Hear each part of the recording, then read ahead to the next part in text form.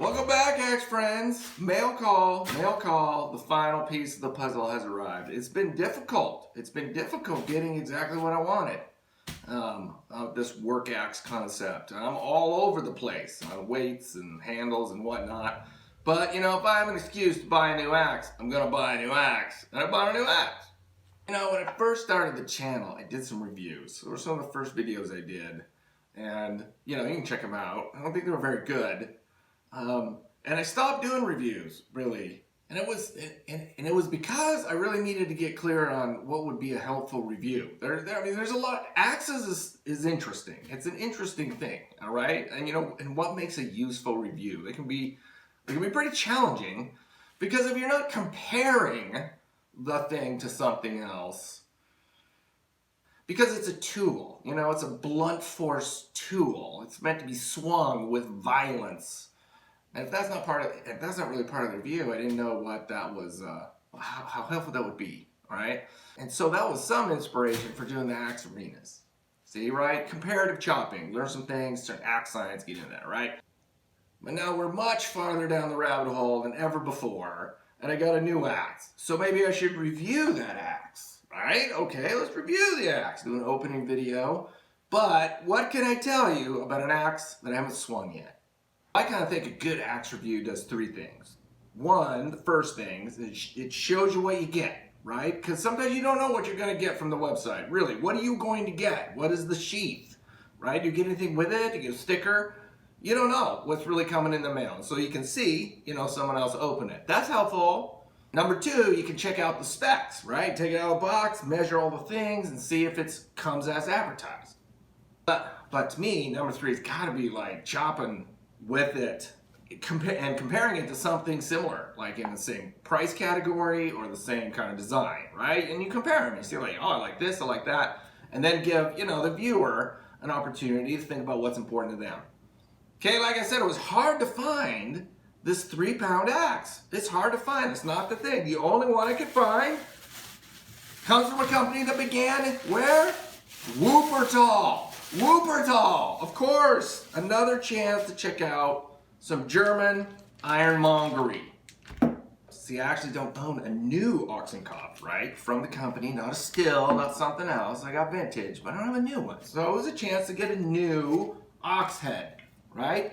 This is the X209 E1402 Universal Axe. It comes in the 1,400 gram size. I got the 1,400 gram size because that's about 3 pounds. Okay, well, let's see what we got. This is what you get. All right, kind of fancy, kind of a lacquery finish on the wood, some stickers, some decals. People probably don't like the yellow. I don't think that's popular in North America, I'm guessing. I kind of dig it. And I kind of like the translucent look to it. That's pretty cool.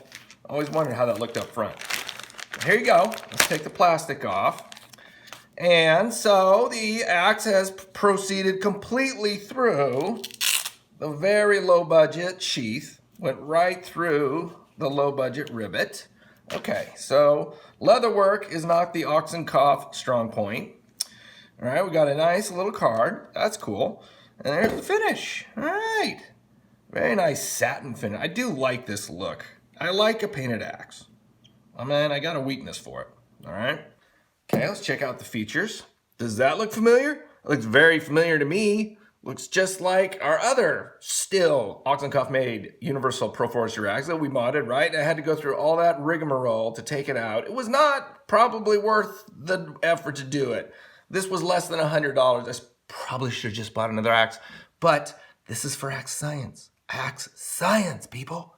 You know, it's not the prettiest look, you know, but the wood that's been sucked down into these barrel wedges is there because of how much force is being pushed in there.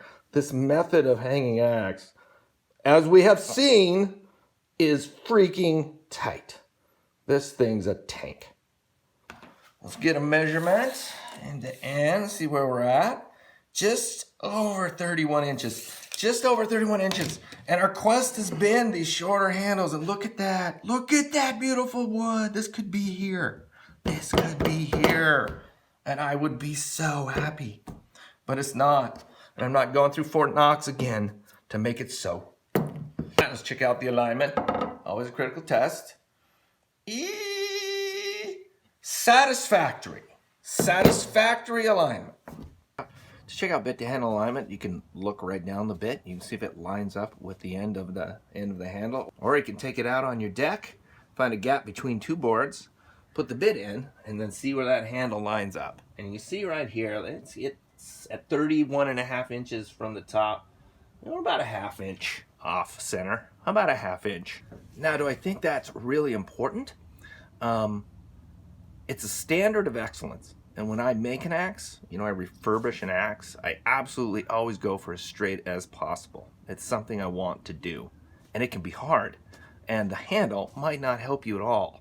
Right? Stuff shifts and changes. That's just a natural material. That's how it is. And you might be surprised how far off that could be, and it still chops really, really great.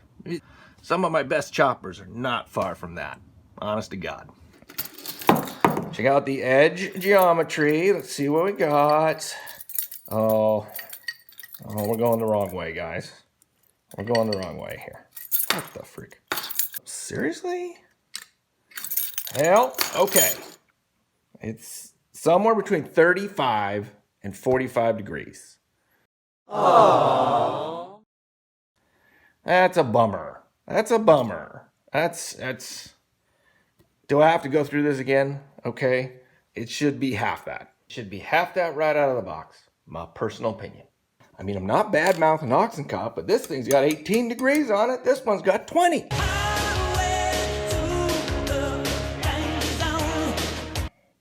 Without some tuning up, they'll be whooping up on Whoopertall.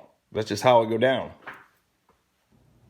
All right, well, what do you guys think? You like it? You like your ox heads? I've heard good things. I've heard good things from people who know what they're talking about. I have. I've heard good things. And I do like what I see here. I have no doubt steel's good. Oh, there's a lot of wood in this handle.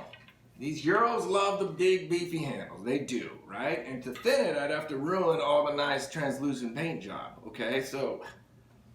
why do you give me such dilemmas? Why do you give me such dilemmas? So remember what I said about reviews. You can check out the specs. You can see what you got. But really, it's a comparative chopping test. It's gonna tell me what I really think of this. Kind of a heavy axe. Kind of heavy. 3 pounds on top? That's feeling heavy. Probably because of all the wood in the handle. So we'll tune it up. We won't bore you with the details, but the next time you see this, we will be in the woods for the work axe arena, and we will see whether any of these theories hold water. But one thing for sure, it has justified the purchase of a new axe. Total success. Thank you, axe friends, and we'll see you next time.